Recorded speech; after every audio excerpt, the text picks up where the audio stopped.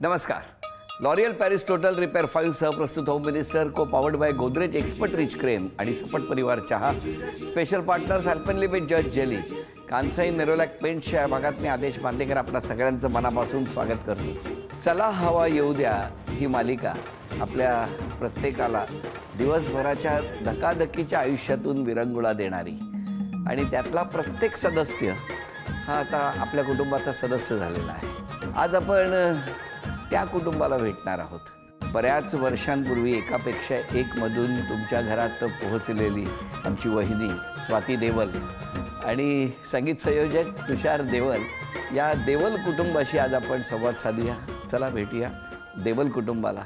नेहमीच मला असं वाटतं की हवा युद्धचं कुटुंब हे तुषार देवलच्या संगीताशिवाय पूर्णच होऊ शकत नाही. कारण त्याचं संगीत असतं म्हणून त्या कार्यक्रमाला एक सूर आहे, त्या कार्यक्रमाला एक लय आहे. मला वाटतं म्हणजे एक बॅकग्राऊंड देणारा माणूस किंवा एक बँड असलेला माणूस एवढंच त्याची फक्त भूमिका कधीच नसते. तुषार ज्या वेळेला फुबई फू सुरू झालं तेव्हापासनं तुषार आणि माझी मैत्री आहे. स्वाती आणि मी एकत्र खूप काम नाही केलंय पण फॅमिली फ्रेंड म्हणतो ना आम्ही तसे आम्ही आहोत. आज तुम्ही होम मिनिस्टर मध्ये आहात आणि well you deserve to be there. कारण मला असं नेहमी वाटतं की होम मिनिस्टर मध्ये कमाल असे नवरा बायको येतात आणि तुमच्याबद्दल माझं एक्झॅक्टली तसंच मत आहे. तू नेहमीच असाच आमच्या बरोबर राहा. तुला पुढच्या या सगळ्या प्रवासासाठी खूप साऱ्या शुभेच्छा. नमस्कार. नमस्कार. बालपण कुठलं? डोंबिवली. डोंबिवलीत कुठे? डोंबिवलीमध्ये राजाजीपत रोडला. आई बाबा काय करायचे? आई बाबा माझे वडील कंपनीमध्ये कामाला होते. आई संगीत शिक्षिका होती आणि आता रिटायर्ड झाली जस्ट. आणि मग घरातनंच बाबांकडनं वडिलांकडनं ते बाळकूड असल्यामुळे ते शिक्षण पुढे पुढे तबल्याचं घेत घेत घेत घेत आई तर संगीत शिक्षिकाच होती. त्यामुळे आईची जास्त इच्छा होती या क्षेत्राकडे आपण जावं की स्वतःची? खरं सांगायचं तर त्यांना माहिती होतं की हा मुलगा काही अभ्यासात त्याचं काही इकडे दिसत नाही आहे, त्यामुळे ह्याच्यातच तयार करावा. आणि मीच म्हटलं आईवडिलांना की मला दुसरं काही येत नाही, मला फक्त म्युझिक आणि म्युझिक फक्त ते, त्यामुळे मी करिअर करेन तर ह्याच्यातच करिअर करेन असं मीच स्वतःहून त्यांना सांगितलं होतं. तुमचं बालपण? डोंबिवली. मग शाळा कुठली? माझी शाळा सवा जोशी विद्यालय डोंबिवली. आणि तुमची? Swami Vivekanand Dattanagar Dombivli. Dombivli. College? College Pendharkar college. Yashwantrao Chavan Mukt Vidyapeeth. हे बरं केलं तुम्ही. आता याचं एक मी असं एक गंमत सांगणार आहे की यशवंतराव चव्हाण विद्यापीठातनं मी बिलीप केलं नंतर आणि मी जिथे जिथे जाऊन आली आहे तिथे तिथे हा आहे पण आमची कधीच भेट झाली नाही. मग दिसला कुठे? नाट्य शिबिर. नाट्य शिबिर. कुठलं? मी एक वर्कशॉप केलं होतं, नाट्य शिबिर केलं होतं मी सुशील इनामदारांचं. ॲक्च्युली मी नोकरी करत होते शारदाश्रम शाळेमध्ये दादरच्या आणि अभिनयाची आवड डान्सची आवड म्हणून मी तिकडे गेले आणि सहज म्हणून मी तिथे ॲडमिशन घेतली की आता दुपारनंतर काय करायचं म्हणून मी ॲक्च्युली तिथे ॲडमिशन घेतली आणि तिथे ह्याने दुसऱ्या दिवशी माझा फॉर्म बघितला. ॲक्च्युली तुम्ही फॉर्म का बघत होता? नाही कारण ते नाट्य शिबिर जे होतं ते माझ्या मित्रांनीच अरेंज केलेलं होतं. ते ठीक आहे मित्रांनी केलं तरी तुम्ही तिकडे? कारण त्याने याला सांगितलं एकच मुलगी आहे या सगळ्यांमध्ये जी जास्त शहाणी आहे असं मला वाटतं. चॅप्टर आहे असं चॅप्टर म्हणजे याचं कारण असं की तिने आपला घरचा पत्ता लिहिलेला नाहीये ह्याच्यात आणि मोबाईल नंबर दिलेला नाहीये. नाही नाही तूच मला काय विचारतोय की फोटो लावला नव्हता, ऍड्रेस लिहिला नव्हता, नंबर दिला नव्हता का? म्हणजे एवढा उत्कंठा का वाढली तुमची? उत्कंठ म्हणजे पहिल्याच नजरेमध्ये म्हटलं हा बायको असावी तर अशी. हिला बघितलं त्याच्यानंतर दिली तुम्ही? दुसऱ्याच दिवशी त्याने मला दिलेली. मीच बघत होतो. मित्राने याला दाखवलं की ही मुलगी आहे म्हणून आणि तेव्हा तो म्हणाला अरे बापरे हिचं वागणं. आणि त्याने मला जेव्हा बघितलंय ना तेव्हा मी अशी पिनं पोडणी सिंपल साधी अगदी लांब सडक अगदी अशी होते. त्याच्यामुळे तो म्हणाला अरे ही एकदम अशी. ती अफवा होती का? नाही. हा मग नंतर? त्याच्यानंतर मला हा जवळजवळ 2 दिवसांनी मैत्री हळूहळू करायचा प्रयत्न केला आणि मी कोणाशीच बोलायचं अंदाज आला होता की नाही. बऱ्याच लेट मला लक्षात आलं कारण प्रत्येक वेळेला ऑफिसवरनं येताना मला हा त्याच रस्त्यात तिथेच दिसायचा. आता मी त्याला नेहमी विचारते तर तो म्हणतो अगं मी तुझ्यासाठी थांबत नव्हतो, आपली अचानक भेट होत होती.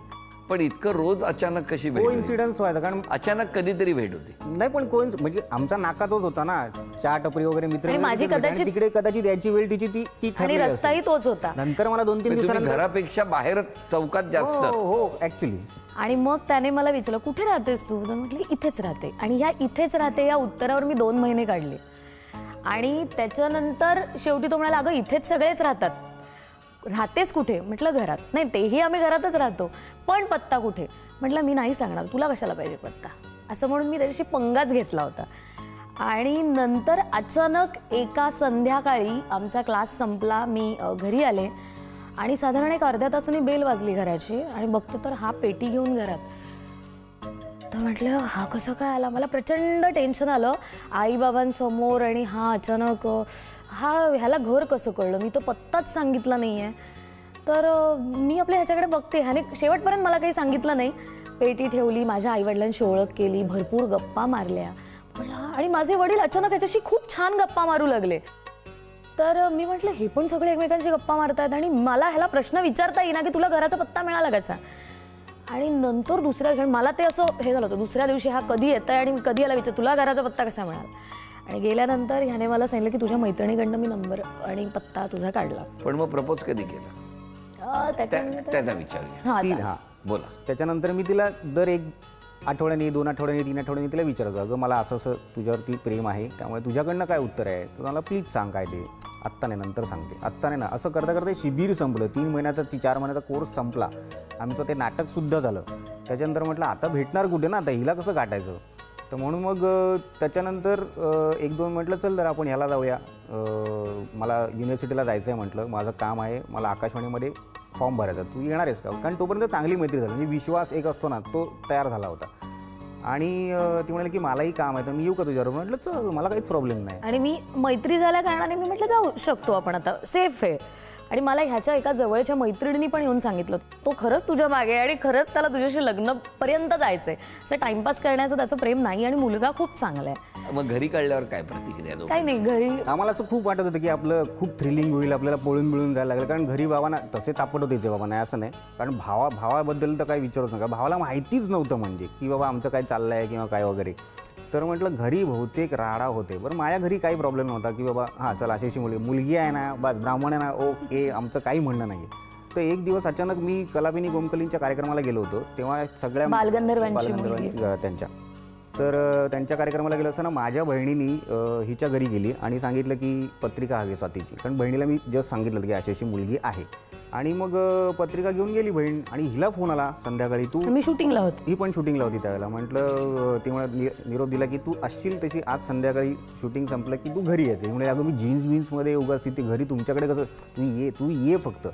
आणि घरी गेल्यावरती हिचे आईवडील, हिचा भाऊ आणि माझे तर बाबा घरातच नव्हते, माझी आई बहीण आणि ते आमच्याकडे एक आचार्य म्हणून आले होते. त्यांनी जस्ट पत्रिका बघितली होती माझी आणि हिची जोडून अशी. तर त्यांनी सांगितलं होतं की 36 गुण दोघांचे मिळून जुळत आहेत, सून होईल तर हीच होणार, नाही तर दुसरी कुठली होणारच नाही. आणि त्यांनी माझ्या आईने डायरेक्ट हिच्या बाबांच्या हातात नारळ दिला, तुमची मुलगी आजपासून आमच्यात. बरं माझे वडील पण घरात नाही आहेत. किती वर्ष झाली? 16 पूर्ण 17 चालू. जेव्हा लग्न झालं तेव्हा तुम्ही काय करत होते?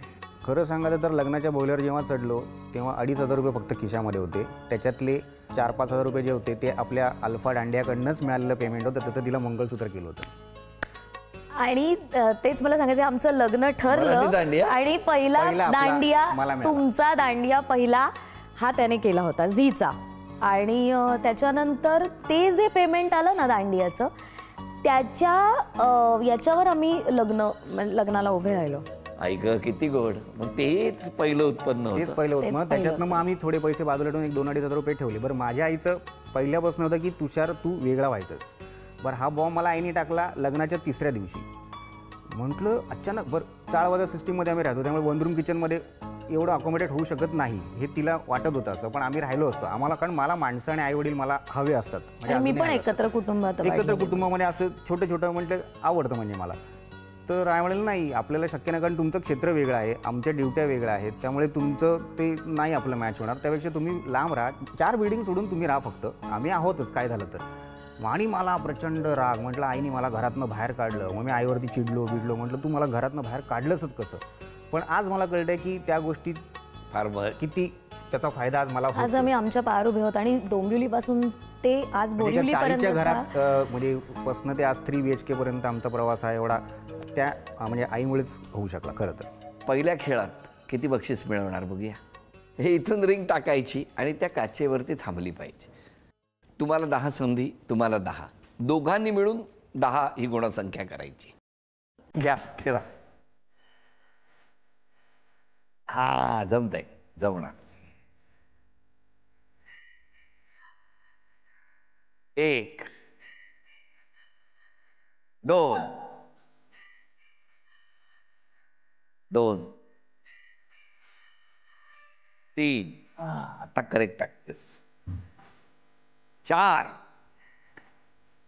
5 आता बघूया तुषारजी काय करतो. हा करेक्ट जमलंय.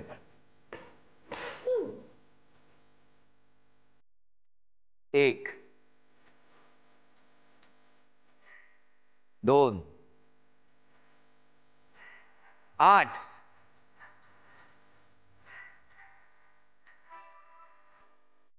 9 अभिनंदन. झी मराठीकडून ही चांदीची तुळस आणि ही चांदीची अन्नपूर्णा तुमच्या घरात आलेली आहे. अभिनंदन. बरोबर. ह्या सगळ्या गप्पा सुरू असताना एक ज्येष्ठ गायक तुझ्याशी काही बोलू इच्छित आहेत. हाय आदेश दादा. हाय तुषार गायक. Hi darling. तुषार बद्दल सांगायचं तर पाया गेलेला, काहीही कामाचा नसलेला, या मुलाच्या आयुष्यात काही होणार नाही असं मी नाही म्हणत आहे. खूप वर्षापूर्वी काही लोक म्हणायचे. पण आपण सगळे बघतोच आहोत की त्याने आता आयुष्यात काय केलंय, काय आहे त्याला. पण गंमत झाली होती आदेश दादा, आपलं काहीतरी काम चालू होतं आणि तेव्हा तुषार आपला मित्र श्रीपाद जाई त्याच्याबरोबर मुंबईत असायचा आणि आपल्याबरोबर रिहर्सलला येणे किंवा काही प्रोग्रामही आम्ही वाजवले.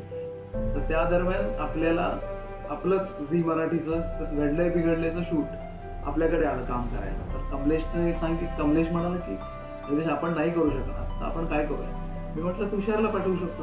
हां. तर कमलेश म्हणा त्याला फोन कर, त्याला उद्याच्या उद्या जायला सांग. तर फार विचित्र वेळेला मी फोन केला होता त्याला. तर तो म्हणाला मी आहे आणि तसा तो गेला. आणि त्यानंतर जी त्याची त्या कार्यक्रमाची नाडी त्याला जी सापडली आहे तिथपासनं ते म्हणजे घडले बिघडले पासून ते चला हवं उद्यापर्यंत ते आता तो आपण बघतोच आहोत की त्याने काय केलं. नाही पण खरंच तुषार आलेलं प्रत्येक आव्हान स्वीकारायचं हसत आणि ते आव्हान पूर्ण करून उत्तम पद्धतीने. म्हणजे आता तू जसं म्हणालास की एका चाळीतून 3 बेडरूमच्या फ्लॅटमध्ये आपण जाऊन स्थिरावलेला आहे आणि यामध्ये ना आजही तुझं पहिल्या दिवशीसारखंच ते धडपडणं, ते शोधणं आणि जे करेन ते उत्तम करेन. त्यासाठी आलेलं भविष्यातलं जे आव्हान असेल ते सकारात्मकतेने स्वीकारून त्याच्यावर मात करेन, ही जी वृत्ती आहे आणि त्याला दिलेली तुझी साथ स्वाती आणि तुषार, इतकं आनंददायी वाटतंय ना गप्पा मारताना. भविष्यात सुद्धा तुमची खूप स्वप्न असणार, ती सगळी स्वप्न पूर्ण हो असं म्हणत बघूया आता पुढचा खेळ. या खेळामध्ये एकाने चित्र काढायची आणि दुसऱ्याने ओळखायची. 2-2 चित्र काढायची. बघू चित्र ओळखता येतात का?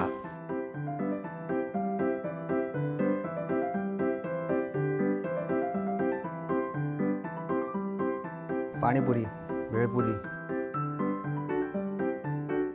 दाबेली, पावभाजी, भेळपुरी, शेवपुरी, शेव बटाटापुरी. पुरीच ना मग. बरोबर सांगतो तो. बरोबर आहे, भेळ आहे. अभिनंदन. Thank you very much.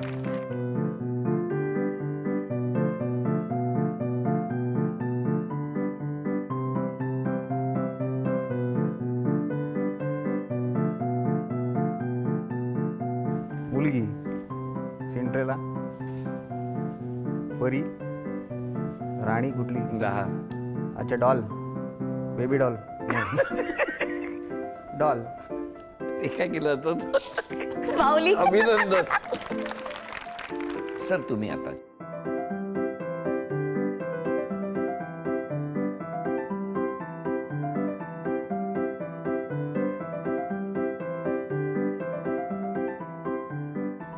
पुरी. नाही 10. थांब. 9 8 फुलं, झाड, 7 मधमाशीचं पोळं. 6 अरे देवा, हे काय आहे तुषार? 5 4 फळं, फ्रुट्स, मँगो, सीताफळ. सीताफळ. अभिनंदन. धन्यवाद सर.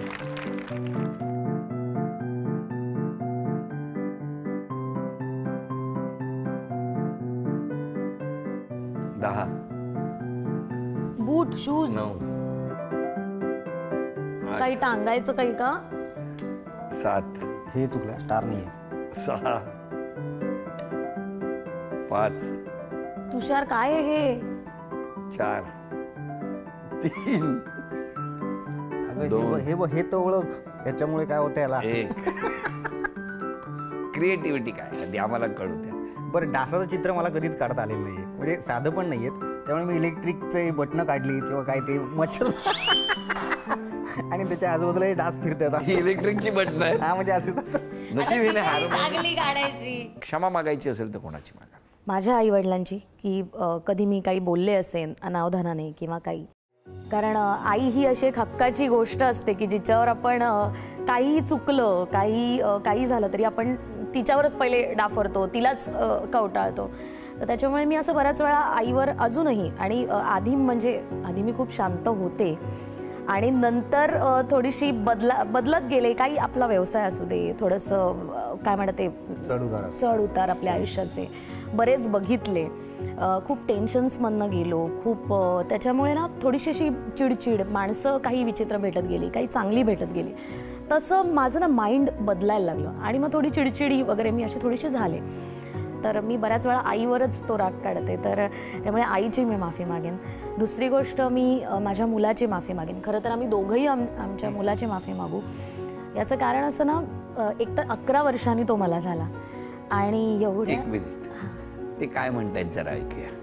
हां, कोण? निलेश काका माझ्या बाबाला सोडतच नाही. मी त्याला सांगतो सोड सोड सोड, तो सोडतच नाही.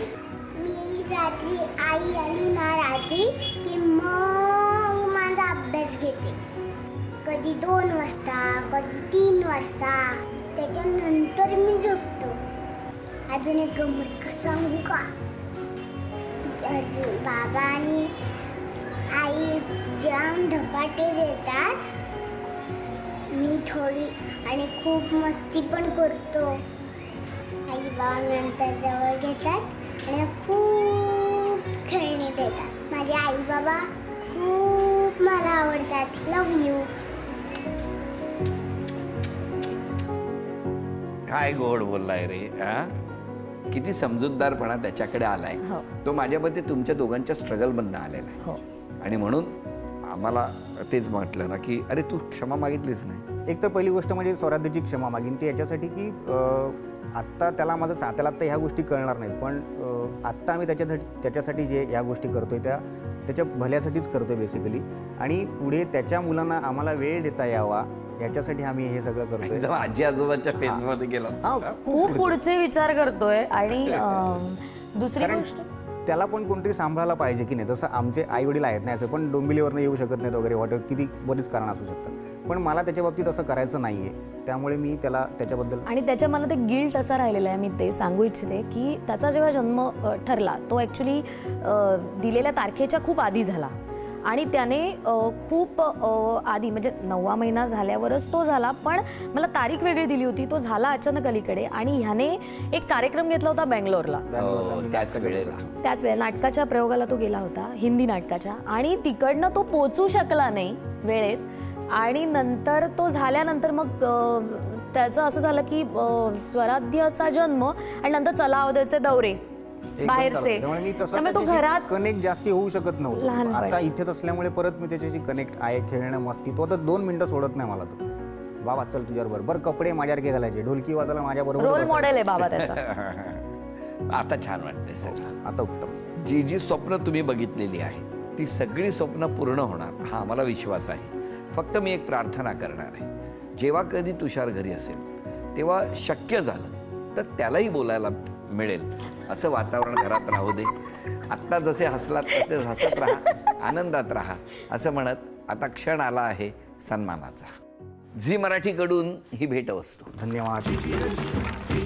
आणि स्वाती वैद्यंना तथास्तु पुणे यांच्याकडून मिळते आहे पैठणी. अभिनंदन. आजचा भाग इथेच संपवूया आणि पुन्हा भेटूया अशीच एक पैठणी घेऊन होम मिनिस्टरच्याच पुढच्या भागात. नमस्कार.